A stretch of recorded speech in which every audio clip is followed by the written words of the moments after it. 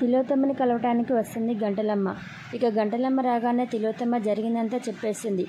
తన దగ్గరున్న ఏపమండలతోటి తిలోత్తమ చేతిపైన మంత్రిస్తుంది గంటలమ్మ. అది చూసిన వల్లభ అంటాడు, ఏంటి మమ్మీ ఆకులతోటి సమ్మగా అనిపించాలని అంటే నీ బ్లౌజ్ తీసేస్తే చేతి మీద అలా రాస్తే సమ్మగా అనిపిస్తుంది, కానీ బ్లౌజ్ పై నుంచి అలా అంటే ఎలా మమ్మీ అని చెప్పేసి అని అంటాడు.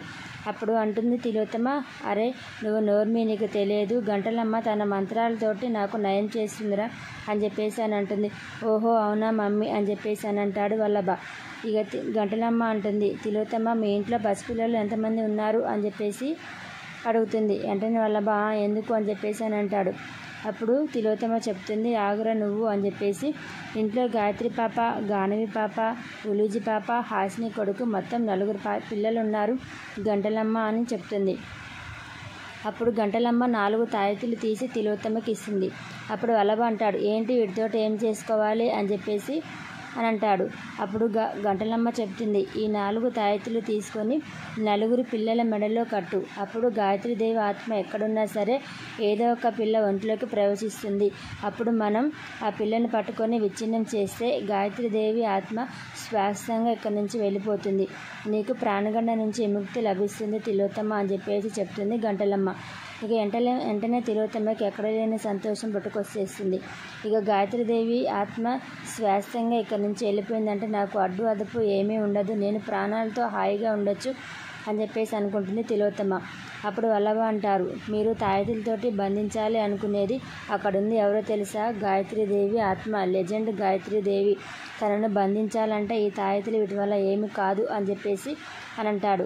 అప్పుడు గంటలమ్మ అంటుంది, అరే డెమ్మక ముందు నువ్వు కట్టి చూడు, ఎలాగైనా సరే గాయత్రీదేవి ఆత్మను బంధించవచ్చు అని చెప్పేసి అని అంటుంది. ఇక వెంటనే ఆ తాయెత్తులు తీసుకొని వీళ్ళు లోపలికి వెళ్ళిపోతారు. లోపలికి వెళ్ళిపోయి పిల్లలందరినీ పిలుస్తారు. 3 పిల్లలు వస్తారు. ఇంకో పాపని తీసుకొని రావడానికి వెళ్తుంది హాసిని. ఇక వచ్చిన 4 పిల్లలకి ఈ తాయెత్తులు కడతాను అని చెప్పేసి అని అంటుంది వల్లభ. అప్పుడు విక్రాంతి వీళ్ళందరూ అంటారు, ఏంటి ఆ తాయెత్తులు అని చెప్పేసి అని అంటారు. అప్పుడు తను అంటుంది, నాకు సదానంద స్వామి ఇచ్చారు ఈ తాయెత్తులని. ఈ 4 తాయెత్తులు తీసుకొని 4 పిల్లల మెడలో కడితే గాయత్రీదేవి ఆత్మ ఎక్కడున్నా సరే ఏదో ఒక పిల్లల ఒంట్లో ఆవహించి తన పునర్జన్మ ఎక్కడుందో మనకు చూపిస్తుంది అని చెప్పేసి అని అంటుంది తిలోత్తమ.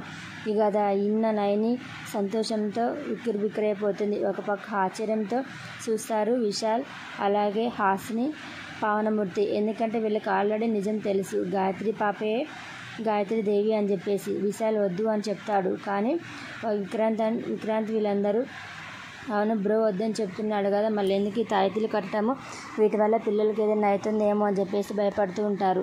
అప్పుడు వల్లభ అంటారు, అదేంటి విశాలాచి వచ్చి మా అమ్మని త్రిశూలంతో కత్తితోటి చేయి నరికినప్పుడు అడ్డుపడలేదు, కానీ ఇప్పుడు మేము మంచి చేస్తాము అని అంటే అడ్డుపడుతున్నారు ఏంటి అని చెప్పేసి అని అంటారు.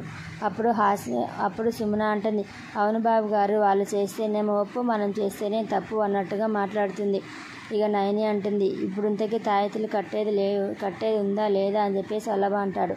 అప్పుడు నయని అంటుంది, తాయెత్తులు కట్టేదే, ఎలాగో బాబుగారు 3 పిల్లలకు కట్టమని చెప్పారు కదా, అప్పుడు గాయత్రి పాపకి తనకు తాయెత్తి కట్టాలా వద్దా అనేది తననే అడుగుదాము అని చెప్పేసి అని అంటుంది నయని. అమ్మటే సుమన అంటుంది, అదేంటి ఏబిసిడీలు రాని పిల్ల నాకు తాయెత్తి కట్టమని ఎలా చెప్తుంది, విడ్డూరం కాకపోతే అని అంటుంది సుమన. అప్పుడు నయని అడుగుతుంది, గాయత్రి పాప నీకు తాయెత్తి కట్టమంటావా అని చెప్పేసి అని అంటుంది. అప్పుడు గాయత్రి పాప ఓకే కట్టండి అని చెప్పేసి చేయి చూపిస్తుంది. ఇవి వెంటనే అందరూ ఆశ్చర్యపోతూ ఉంటారు, పాప భలే సైగ చేసింది అని చెప్పేసి. ఇక తిలోత్తమ వెంటనే 4 పిల్లల మెడల్లో ఆ తాయెత్తులు అనేవి కడుతుంది. ఇక తాయెత్తులు కట్టి వెళ్ళిన తర్వాత విక్రాంతి, ఈ తాయెత్తుల మహిమ ఎంతసేపు ఉంటుంది పిల్లల దాంట్లో అని చెప్పేసి అడుగుతాడు. అప్పుడు తిలోత్తమ అంటుంది, గాయత్రీదేవి ఆత్మ ప్రవేశించి తన పునర్జన్మ ఎక్కడుందో చెప్పేంత వరకు ఆ తాయెత్తులు తీయొద్దు విషయాలు అని చెప్పేసి అని అంటుంది తిలోత్తమ. ఇక ఎవరి గదుల్లోకి వాళ్ళు వెళ్ళిపోతారు. ఇక వెంటనే హాసిని వాళ్ళందరూ వెళ్ళిపోతారు. విక్రాంతి సుమన గొడవ పడుతూ ఉంటారు. సుమన అంటుంది, ఏం ఆలోచిస్తున్నావని విక్రాంతి అడిగినప్పుడు, మీ అమ్మ పిల్లల మెడలో తాయెత్తి కట్టింది కదా, అదేదో దారంతో కట్టే బదులు బంగారం చైన్తోటి కట్టొచ్చు కదా అని చెప్పేసి కట్టొచ్చు కదా అని చెప్పేసి మీరు అడగొచ్చు కదా మీ అమ్మని అని చెప్పేసి అని అంటుంది సుమన. అప్పుడు విక్రాంతి అంటాడు, అయ్యో సుమన నాకు ఇలాంటి ఆలోచన రాలేదే అని చెప్పేసి వెటకారంగా మాట్లాడతాడు. అప్పుడు సుమన అంటుంది, అవునండి, మీ అమ్మ తాయెత్తు కట్టడం వల్ల తనకు లాభం ఏంటి? మా అక్కకు కదా లాభము. గాయత్రీదేవి ఆత్మ ఎక్కడుందో పునర్జన్మ చూపిస్తే మా అక్క కదా లాభము. మరి మీ అమ్మకి ఏంటి లాభము? దీనానుక ఏదో కథ ఉంది, తెలుసుకోవాలి అని చెప్పేసి అని అంటుంది. అప్పుడు విక్రాంత్ అంటాడు, అదే చెప్పింది కదా మా అమ్మ, గాయత్రి పెద్దమ్మ జాడను తెలుసుకోవడానికి ఆ తాయెత్తుని కట్టాను అని చెప్పి చెప్తుంది కదా.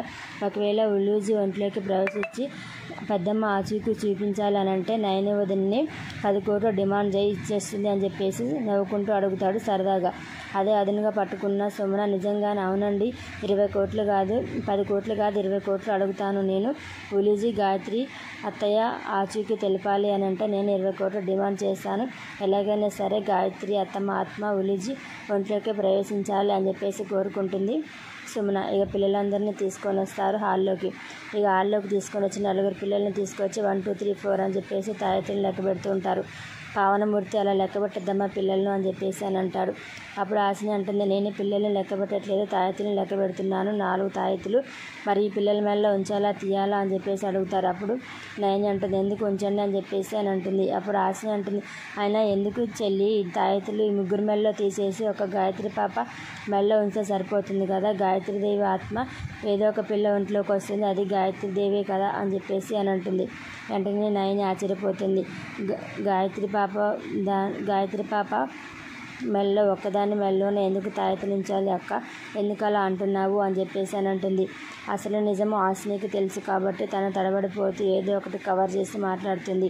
ఈ గాయత్రి పాపే గాయత్రీదేవి అత్తమ్మ అని చెప్పేసి నిజం చెప్పదు, ఏదో ఒకటి తను వెటకారంగా మాట్లాడేసి అక్కడి నుంచి వెళ్ళిపోతుంది.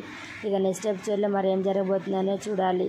మరి పిల్లలకు తాయెత్తులు కట్టిన తిలోత్తమ ఎలా తాను చిక్కులో పడుతుందా లేదా గాయత్రి ఆత్మని బంధిస్తుందా అనేది మనం నెక్స్ట్ ఎపిసోడ్లో తెలుసుకుందాం.